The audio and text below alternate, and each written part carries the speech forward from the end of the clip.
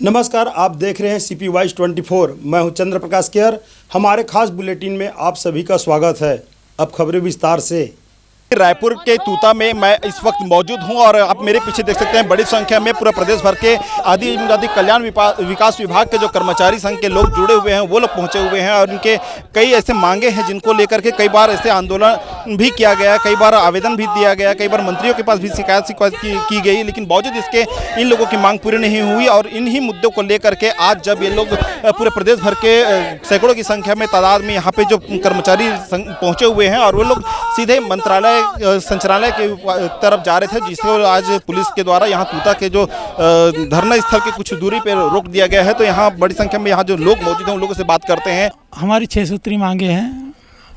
सबसे प्रथम मांग हमारी ये है कि दैनिक वेतनभोगी कर्मचारी संघ जो मांग कर रहा है कि दैनिक वेतनभोगी जो हमारे मौखिक रूप से कार्यरत है उनका सभी का आदेश प्रसारित हो और जॉब गारंटी हो। और दूसरा कि जो रिक्त पद के विरुद्ध हमारे कलेक्टर कर्मचारी कार्यरत हैं और 2021 में जो आदेश हुआ है 20/11/2021 में, उसके तहत सबका वेतन निर्धारण हो। और तीसरी मांग, हमें अवकाश, हमको विशेष सेवा दर्शाते हुए ना हमें कुछ भी अवकाश नहीं मिलता, हमारे किसी भी कर्मचारी को उन्हें अवकाश प्रदान किया जाए। हमारे पदोन्नति के रास्ते पूरे बंद हो चुके हैं क्योंकि हमारे विभाग के जितने भी स्कूल थे उसको शिक्षा विभाग में संविलियन कर दिया गया है। तो छात्रावास के जितने भी कर्मचारी या हायर सेकेंडरी पात्र उम्मीदवार हैं उनको उनके पदोन्नति के रास्ते सभी बंद हो चुके हैं। संचालनालय घेराव के लिए जा रहे थे, हमें यहाँ पर रोक दिया गया है और हमारे विभागीय अधिकारी को द्वारा हमें वार्ता के लिए बुलाया गया है। हम पूर्व से निर्धारित था, हमारा प्रतिनिधिमंडल गया है। हमारा प्रतिनिधिमंडल जब तक के सकारात्मक चर्चा नहीं करके आता है तब तक हम यहाँ पर डटे रहेंगे। आज ही निर्णय लेकर के अनिश्चितकालीन हड़ताल पर जाएंगे और इससे उग्र प्रदर्शन करेंगे। ये तो जब से 2007, 8, 5, 2000 तब से दैनिक वेतनभोगी कर्मचारी का प्रथा चल रहा है। तो हम लोग ये सोच रहे हैं कि आदिम जाति कल्याण विभाग कर्मचारी संघ में दैनिक वेतनभोगी प्रथा बंद किया जाए, क्योंकि ऑलरेडी हमारे पास स्वीकृत पद है वहाँ। तो स्वीकृत पद में हमारे जो दैनिक वेतनभोगी उसमें संयोजन किया जाए, है ना। अब जैसे आपके पास पद होता है तो आप पद स्वीकृत करके आप उसमें कर्मचारी ले सकते हो, पहली बात। और जो हमारे जो कर्मचारी है उसको, जो शुरू से कार्यरत कर्मचारी, उसको आप आदेश दो, पद स्वीकृत हुआ है तो उसको उसमें संवेदन कर दो, आप आदेशित कर दो कि उसका नौकरी गारंटी रहना चाहिए। जैसे कि हमारे मांग पूरा नहीं होगा तो आज ही हम लोग निर्णय गया, प्रांतीय सचिव महोदय लोग जो प्रांतीय पदाधिकारी लोग गए हैं। जैसे ही हम लोग के समस्याओं का समाधान यदि हो जाएगा तो हम यहीं से समाप्त कर देंगे, यदि नहीं हो पाएगा तो आगे हमारा आंदोलन जारी रहेगा। सबो झन अपन अपन हक के लिए लड़े बर आए हवन, काय कि ओकर मांग हवे, सबके मांग हवे। अपन परिवार ला देखत हन, हमन काय करथन कि 1 महीना 2 महीना सबो सही लेके चलत हन। चले के बाद में हम दुकान में जात हन, 3 महीना जाए के बाद में काय बोला दुकान वाला है कि हमर कब देबे ते पैसा ला। तो रुकना दादा, पैसा ला मिलन दे, हमर नहीं मिले तो हमर मिलही तान हमन तोल देबो। हमर डैकी काय बोला थे कब देबे ते पैसा। लड़का काय कहा थे, चिरहल पहन के हम स्कूल भेजा थन, बेटा आज मिलही तोला पैसा तान मैं तोर बर कपड़ा लूँ तान ओला तोला भेजूँ। लेकिन हमन एमला सब ला लेके चला थन, गुरुजी ला लेके चला थन, अधीक्षक ला लेके चला थन, कर्मचारी ला लेके चला थन। लेकिन हमर जितना भी चतुर्थ कर्मचारी है ओला लेके नहीं चले है भाई। हमर कर तो खेत नहीं खार नहीं है। हमारे बीच में हमर दैहा कैंसर में हावे 6 लाख लगिस, ओकर बाद बोलिस नौकरी पैसा अभी तक नहीं मिले है। हमारी एक ही मांग है, निमित्तीकरण, सिर्फ निमित्तीकरण हमारा मांग है। कुछ महिलाएं भी हैं, शासन के सुविधा आप लोगों को नहीं मिल रहा है। कई ऐसे कर्मचारी जो रिटायर्ड भी हो गए हैं, कोई रिटायर्ड की कगार में है, लाइन पर बने हुए, लेकिन अभी तक आपको शासन की सुविधा नहीं मिला। किस तरह से आप लोगों को पीड़ा का झेलना पड़ रहा है? बहुत पीड़ा झेलनी पड़ती है सर। अभी तो हमको 1 महीने का बस तनख्वाह मिला है, 3-4 महीना हो गया है। ऑफिस में जाओ बोलते अलॉटमेंट ख़त्म हो गया है, अलॉटमेंट नहीं आया, ऊपर से भेज नहीं रहे तो हम कैसे देंगे। हमको 3-3, 4-4 महीने तनख्वाह लिए झेलना पड़ता है और हमारा कोई कमाने वाला नहीं है आगे। हमको अकेले कमाना पड़ता है तो कितना परेशानी होती होगी हमको, आप सोच समझ सकते हैं। कई ऐसे भैया दीदी है जिसको 15 साल से ज़्यादा हो गया है काम करते, लेकिन अभी तक नियमितीकरण नहीं हुआ है। रमन सरकार था ना, उसी समय से हम लोग ना लड़ रहे हैं, उससे पहले से भी लड़ाई कर रहे हैं, लेकिन हम लोग का मांग अभी तक के शासन मतलब अनदेखा कर दिया। और अभी हम लोग को 3-3, 4-4 महीने के बाद में हम लोग को 1 महीने का ले देख पेमेंट दिया जाता है, तो ले देख हम लोग अपना खर्च चलाते हैं। कई ऐसा दीदी है जिसका पति भी ख़त्म हो गया है, वो अकेली अपने घर में अपना घर चलाने के लिए, उन लोगों को भी कितना परेशानी होता होगा। ऐसे कई ऐसा भैया दीदी है जिसके पास खेती बाड़ी कुछ नहीं है, सिर्फ एक हॉस्टल के भरोसे में हम लोग रहते, तो ना हम लोग को एक दिन छुट्टी भी नहीं मिलता। हम लोग को एकदम ऐसा समझते हैं, एकदम बिल्कुल नौकर से नौकर समझते हैं हम लोगों को काम कराने के लिए, लेकिन पेमेंट के लिए कोई मतलब ना। जब अधीक्षक लोगों को 1 महीने का पेमेंट अगर रुक जाता है तो उन लोग कितना चिल्लाते हैं, और हम लोग को 4-4 महीने का पेमेंट अगर नहीं मिलता तो हम लोगों को कितना दर्द होता होगा। हमारे बाल बच्चे लोग क्या खाते पीते होंगे, कभी नहीं सोचा ना। शासन आज तक अनदेखा कर दिया, और ना तो हमारे लिए कोई जनता नहीं सोचा, कोई नहीं सोचा अभी तक की।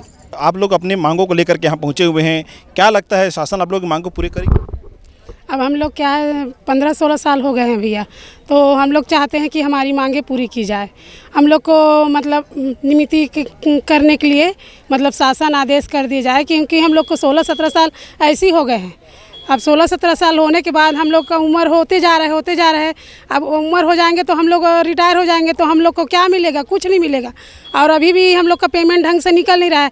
हम लोग के लिए बजट नहीं रहता, और बड़े अधिकारी के लिए 20,000, 25,000, 1 लाख, 1.5 लाख निकलते हैं, उसके लिए हर महीना बजट रहता है। और हम छोटे कर्मचारी 10,000 के लिए हमारे लिए बजट नहीं है बोलते हैं, तो हम लोग कैसे करेंगे। ऐसे में हम लोग का पेमेंट हर महीना निकलना चाहिए। 10 तारीख तक ज़्यादा से ज़्यादा उन लोग का 30 तारीख को निकलता है, तो हम लोग का 10 तारीख तक तो निकले। इससे ना हम लोग ना महीने में पूरा खर्च चला लेंगे। अब 4 महीने, 5 महीने, कभी कभी तो 9-10 महीने हो गए थे, पर भी से हम लोग ना कर्जा बोड़ी ले लेके चला है, और आज मिला फिर कल उसको दे दिए, फिर वही से जुच्छा के जुच्छा हाथ है। तो ओकर कारण से बोला था ना मन कि हमारा शासन नियमितीकरण करे। और क्या है ना, रमन सरकार जब से चुनाव खड़े रही सोकर पहले से बोले रही से कि मैं नियमितीकरण करूँ, मोल जीतन दो तहन। अब जीते के बावजूद भी 3 पंचवर्षीय हो गए, ओकर बावजूद भी नहीं करीस। भूपेश सरकार आई सो भी नहीं करीस। अब आगे का बोलते नया सरकार, ओकर बावजूद भी नहीं हो पाई, तो हमारे मन के कोई उद्धार नहीं हो सके। सर, प्रमुख मांगे नियमितीकरण को लेकर के अभी यहाँ जो आंदोलनरत कर्मचारी है वो लोग भी डटे हुए हैं। यहाँ पे कुछ लोग और मौजूद हैं, उनसे बात करते हैं। अभी चूँकि कई बार हो गया आप लोगों को आश्वासन मिलते हुए, बावजूद इसके अभी तक कोई ठोस पहल नहीं हुआ। क्या आगे आप लोग उम्मीद है कि इस बार भी आप लोगों के पक्ष में कोई ठोस पहल हो सकता है? हमारे भाई के बड़े भाई लोग अभी गए हैं संचालनालय में बात करने के लिए सर जी से, और हम महासमुंद जिले से हैं सर। हमारा नियमितीकरण हो गया है 24/2/2022 से। पूरे 20 जिले का एक साथ आगे पीछे हुआ था, है ना।